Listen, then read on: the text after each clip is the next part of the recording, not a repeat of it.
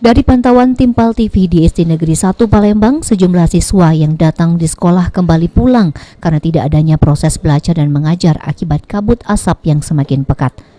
Kepala Sekolah SD Negeri 1 Palembang, Nur Hasana, mengatakan hal ini dilakukan atas perintah dari Dinas Pendidikan Kota Palembang karena mengingat kabut asap yang sudah sangat berbahaya sehingga meminta kepada siswa dan siswi untuk dirumahkan.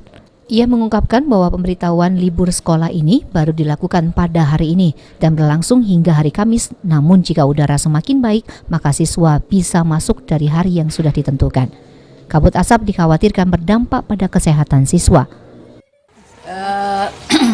Berdasarkan dari informasi dari dinas bahwa kami diperintahkan untuk meliburkan siswa mulai hari Senin sampai dengan hari Rabu, mengingat kabut asap semakin pekat dan semakin membahayakan.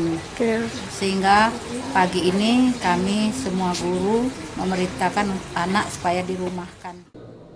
Selain itu, pihak sekolah juga mengaku bahwa banyak para murid yang mulai terkena gejala ISPA akibat kabut asap yang sudah masuk ke dalam ruangan sehingga para siswa menggunakan masker saat proses belajar.